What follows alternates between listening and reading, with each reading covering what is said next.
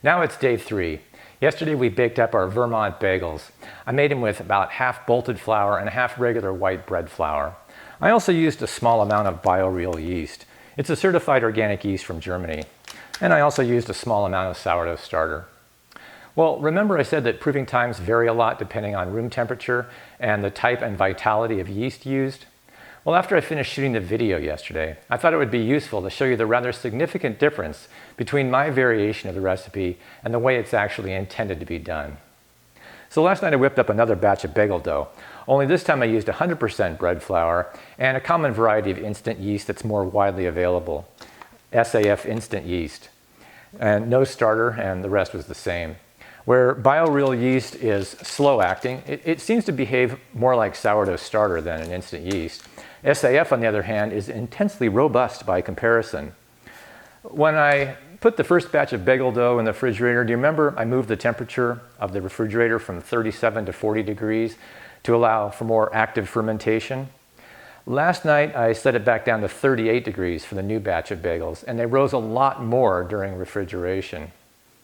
I just took these out of the refrigerator and they're almost ready to boil. So I've got the stone heating up and I'll get the water going. I'm still going to move the bagels to a flour dusted board so I don't take the risk of having to wrestle with stuck dough when I least want to. So I've got these ready to go in the pot of boiling water, which should be ready in just a little bit. Okay, it's time to put the bagels in. They're really airy, so I'll be really surprised if they don't float almost immediately. Well, they float immediately.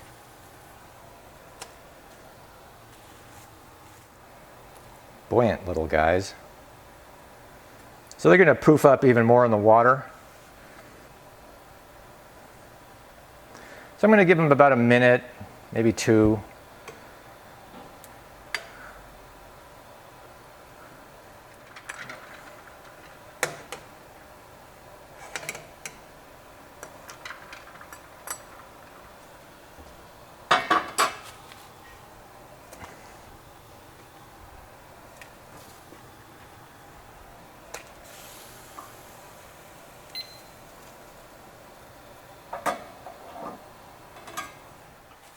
I always make them with the bolted flour, and it's just anytime you use something other than white flour, they're going to be denser, heavier.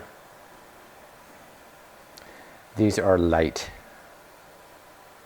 relatively speaking.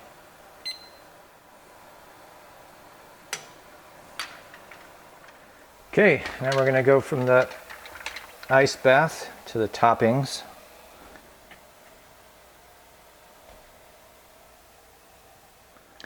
You can also put toppings on both sides of the bagels if you want.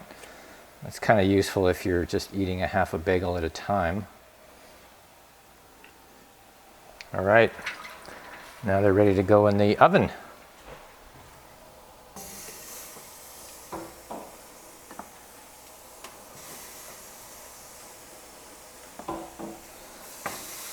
For 4 minutes, and then I'll flip them.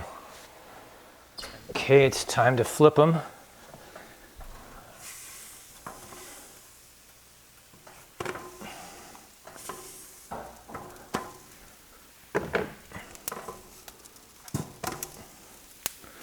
And finish baking for about, until they're done, 15 minutes or so.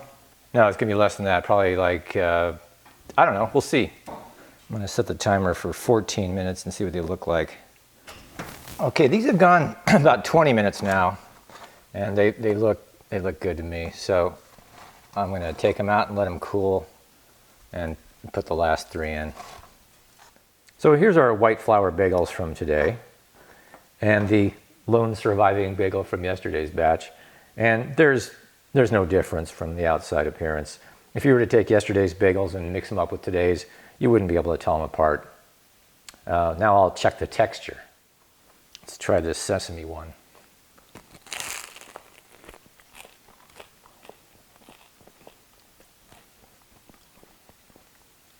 Nice crust and chewy dough.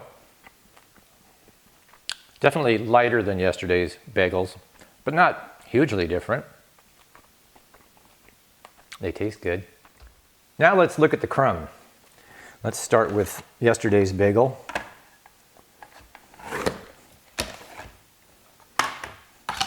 It's already lost some of its crunch in the crust. You have to toast them up after day one, I'd say.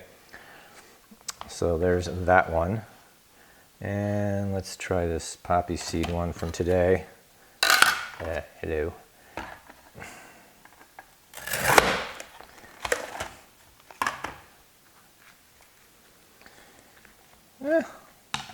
It's kind of interesting. Let's see if you can see this. Well, obviously the one with the bolted flour is darker from the more whole grain, and this one's lighter. So there you have it. I've shared my bagels with plenty of bagel critics and received some decent feedback. So if you can't make it to New York and are pining for a great bagel, give it a shot at home.